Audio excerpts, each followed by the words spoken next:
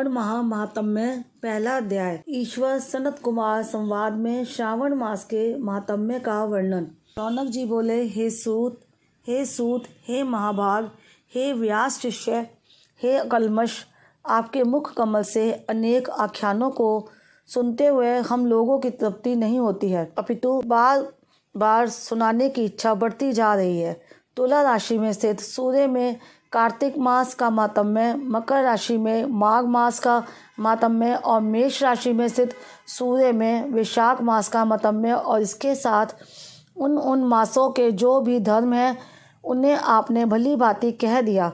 यदि आपके मत में इससे भी अधिक महिमा में कोई मास हो तथा भगवत प्रिय कोई धर्म हो तो आप उसे कहिए, जिसे सुनकर कुछ अन्य सुनने की इच्छा ना हो। वक्ता को श्रद्धालु श्रोता के समक्ष कुछ भी छिपाना नहीं चाहिए। सूत जी बोले, हे मुनियों, आप सभी लोग सुने।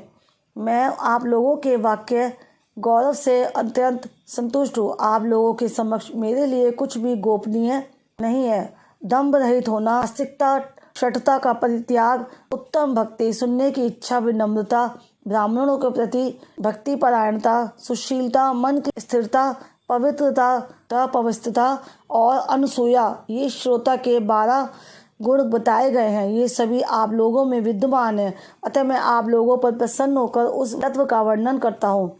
एक समय प्रतिभाशाली सनत कुमार ने धर्म को जानने की इच्छा से परम भक्ति से युक्त होकर विनम्रता पूर्वक ईश्वर भगवान शिव से पूछा। सनत कुमार जी बोले, योगियों के द्वारा आराधनीय चरण कमल वाले हे देव, हे महाभाग, हमने आपसे अनेक व्रतों तथा बहुत प्रकार के धर्मों का श्रवण किया, फिर भी हम लोगों के मन में सुनने की अभिलाषा है।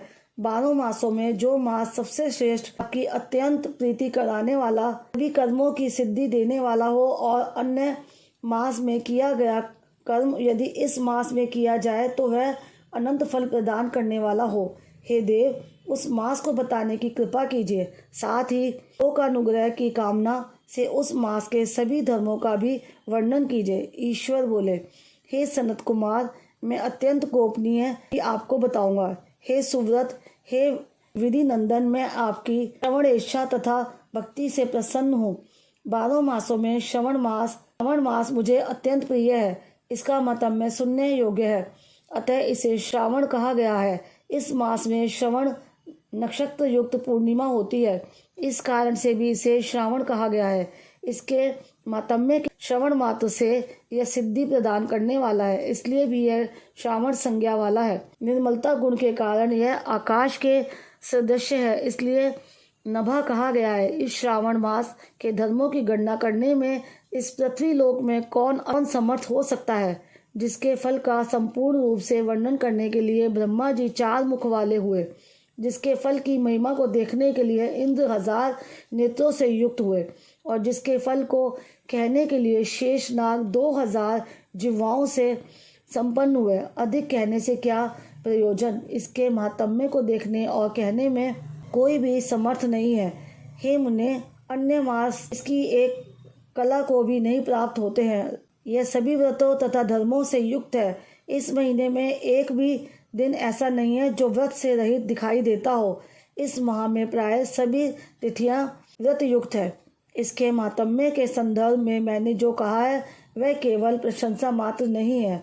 आर्तों, जिज्ञासुओं, भक्तों, अर्थ की कामना करने वाले, मोक्ष की अभिलाषा रखने वाले और अपने अपने अभिष्ट की आकांक्षा रखने वाले चारों प्रकार के लोगों, ब्रह्मचर्य, गृहस्थ, वानप्रस्थ, संन्यास आश्रम वाले को इस श्रावण मास में व्रतानुष्ठान करना चाहिए। सनत कुमार बोले, हे भगवान, हे सप्तम, आपने जो कहा है कि इस मास में सभी दिन एवं तिथियां व्रत रहित नहीं है, तो आप उन्हें मुझे बताएं किस तिथि में और किस दिन में कौन सा व्रत होता है। उस व्रत का अधिकारी कौन है, इस व्रत का फल क्या है, किस किस ने इस व्रत को किया, उसके उद्यापन की विधि क्या है, प्रधान पूजन कहाँ हो और जागरण करने की क्या विधि है, उसका देवता कौन है, उस देवता की पूजा कहाँ होनी चाहिए, पूजन सामग्री क्या क्या होनी चाहिए और किस व्रत का कौन सा समय होना चाहिए।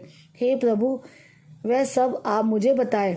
यह मास आपको प्रिय क्यों है, इस कारण ये पवित्र है। इस मास में भगवान का कौन सा अवतार हुआ, यह सभी मासों में श्रेष्ठ कैसे हुआ और इस मास में कौन कौन धर्म अनुष्ठान के योग्य हैं? हे प्रभु, ये सब बताएं।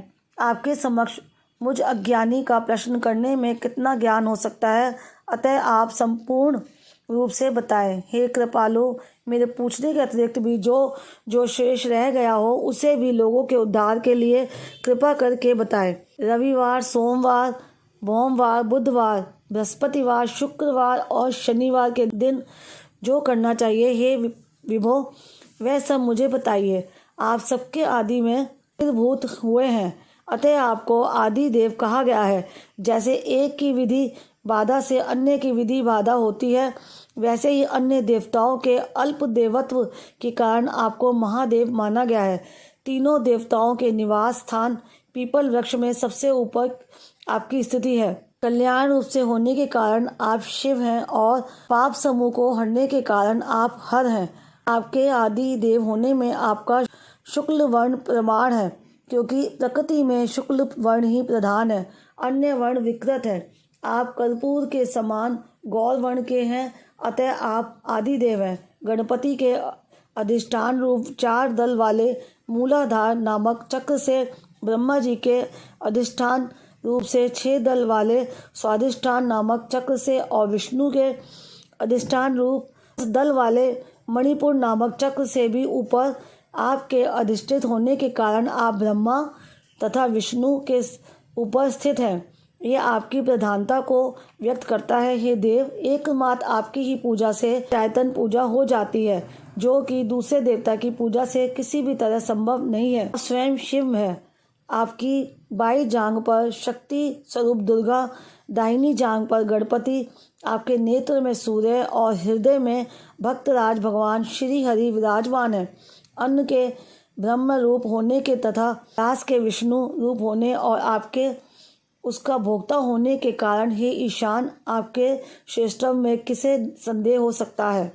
को विदिक्ति की शिक्षा देने हेतु आप शमशान में तथा पर्वत पर निवास करते हैं। सूक्त में उतामृत से शानो इस मंत्र के द्वारा प्रतिपादन के योग्य है, ऐसा महर्षियों ने कहा है। जगत का संहार करने वाले हलाहल को गले में किसने धारण किया? महाप्रलय की कलाग्नि को अपने मस्तक पर धारण करने में कौन समर्थ था? संसार रूप अंधकूप में पतन के हेतु कामदेव को किसने भस्म किया? आप ऐसे हैं कि आपकी महिमा का वर्णन करने में कौन समर्थ है? एक तुच्छ प्राणी में करोड़ों जन्मों से आपके प्रभाव का वर्णन नहीं कर सकता, अतः आप मेरे ऊपर कृपा कर के मेरे प्रश्नों के उत्तर बताएं। इस प्रकार श्री स्कंद पुराण के अंतर्गत ईश्वर सनत कुमार संवाद में श्रावण मास महात्म्य में पहला अध्याय पूर्ण हुआ।